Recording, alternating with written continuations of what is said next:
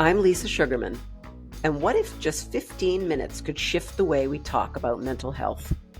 Gretchen Schoser and I have teamed up with Calmary for the monthly Mental Health Sit-Down series. Real talk, 15 minutes at a time. Big topics, honest conversation. Hi, everyone, and welcome to the October episode of the Calmary Monthly series with Lisa Sugarman and Gretchen Schoser. In recognition of Mental Illness Awareness Week and World Mental Health Day, we're diving into a conversation that too often gets clouded by misunderstanding: mental health diagnosis. A mental health diagnosis can feel like a label, but it doesn't define who you are. This month, we are demystifying what mental illness really looks like, challenging the myth, and taking about what it means to live well with the diagnosis. Let's get into it. Friends, I'm Lisa Sugarman, founder of the Help Hub, here with Gretchen Schoser, founder of Schoser Talent and Wellness Solutions. And we're taking another 15 minutes to talk about something that matters most to your mental health. And we're doing it one honest sit down at a time. And this month, like Albina said, we're talking about Mental Illness Awareness Week and World Mental Health Day, and something that so many people experience but don't talk often enough about, and that's receiving a mental health diagnosis. It can feel like a real turning point for people, or like Albina said, like a label that you never asked for. And today we're just going to explore what a diagnosis really means, how language and stigma shape our understanding of it, and how people can live and thrive beyond that label. So, let's start by busting a few myths, which is something that you and I love to do as often as we can. There is this idea that somebody with a mental illness looks a certain way, acts a certain way, or seems visibly unwell. But mental illness is so often invisible, and it lives just in the cracks and crevices and behind the scenes. It lives in people like high performers and caregivers and students, CEOs, all the way around the gamut, and it doesn't discriminate. And that doesn't fit the stereotype. And you and I have talked so many times offline about how it lives most often in the extroverted people. Yes, I'm a good example of that. I am an extrovert and an empath, and um, right before my suicide attempt, absolutely no one knew how depressed I was. I hid it well. If you're wearing a mask right now, please take your mask off, because what happens is you only end up hurting yourself, and it doesn't really hurt everybody else. If you're not comfortable talking about your diagnosis or what's going on, that's okay.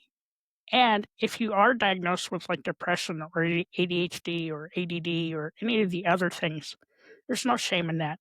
You know what? You have a messy mind, and messy minds are okay as long as you're taking care of the things that need to be taken care of so you can take care of yourself. Exactly. And a diagnosis, whatever your diagnosis is not a character flaw. And I think that's what so many people think. And that's what fuels this stigma that is so strong with mental illness. It's not a weakness, and it's not a sign that you're broken or that you're dangerous or that you're not reliable. It's a tool. A diagnosis is a tool. It's information, and knowledge is power. It helps you and the people who maybe are trying to support you just to better understand what's going on the inside and how to manage it. So, like in my case, I used it as a roadmap because I was able to figure out, okay, like, why am I feeling this way? Or why were all these things going on in my head? And then once I had a diagnosis, I was able to come up with a conclusion of why everything happened and why I felt the way I did. I chose to open up about it. Not many people do. But if you feel comfortable about opening up about it and you have a good, strong circle of friends, that's a great way to get some support for that diagnosis. But you have to do it at your own time and your own pace. Yeah, absolutely. And just like a physical diagnosis doesn't define you, neither does a mental illness diagnosis. That doesn't define you either. It gives you clarity. So like you said, it creates that gateway to healing. So let's shift gears a little bit. Talk about things like labels and language and self-worth, because they're all kind of attached, and how it can either uplift you or really, really isolate you. And we've all heard people just toss around terms like bipolar, or people say OCD, I'm so OCD, or I'm so schizo, as insults or jokes. And that language is so harmful. It's so hurtful because it reduces this really complex human experience to a stereotype or joke, and that feeds the stigma. So the words that we use about ourselves and about the people that we're talking about shape the way that we see people with mental illness, and they shape how willing we are to seek help or even to acknowledge that we're struggling. You, for example, you were struggling silently. For a really long time, over Right, 3 months. right. What were you most afraid of, would you say? Shame, Mm, stigma, mhm. being portrayed as weak. Those were part of the things that were going in my head. But also for me, I didn't understand what was happening with me. I didn't understand the feelings I was having because I hadn't ever had them before. And, depression can come out of nowhere, but it's part of taking care of yourself and trying to figure out why you're feeling that way and who you want to share that with. You don't have to share with everybody.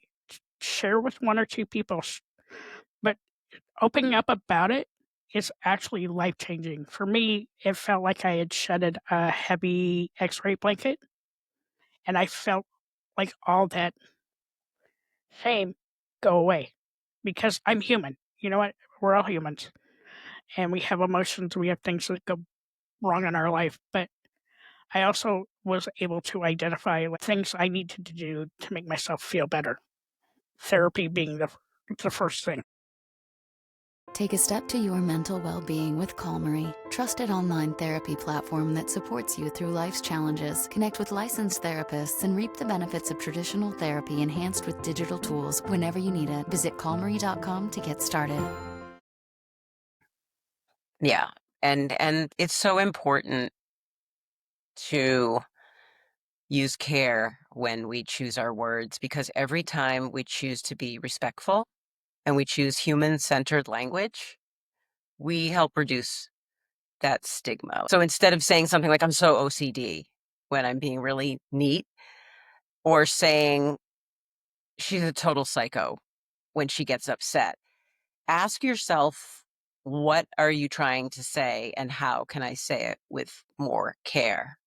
You could say, I'm so preoccupied with being organized. I really need to work on that. Or when someone is upset, she's really having a tough time right now navigating her emotions, or she's got a lot going on. Be sensitive, be respectful, and be more supportive is the bottom line, I think. And be sensitive, even if you're joking around. Jokes are great, laughter is great, but be super sensitive to how you approach that with somebody who's really struggling. It probably took everything in their power to open up about it. Be sensitive. Don't use words like, "Oh, that's just so retarded." Okay, bad word. Don't use that word anymore. Put yourself in their shoes, because a lot of times for like even me, even though I'm a super extrovert and I blasted out to the entire world what was going on, it was still hard. And if you have extroverted friends out there, please just check in on them. We're masters at disguising what's going on. That's a good point. Now, as far as managing life after a diagnosis is concerned, that can be really overwhelming.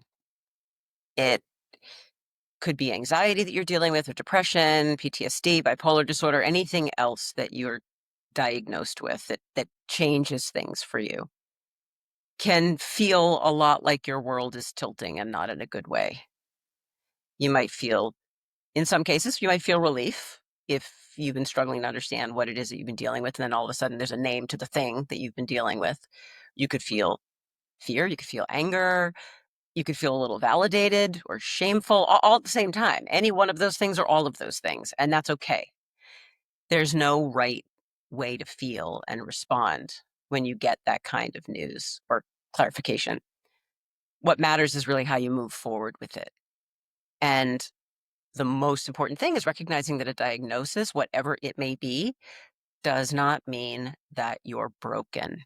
It means that you just simply have language now for what it is that you've been carrying. It means you have options.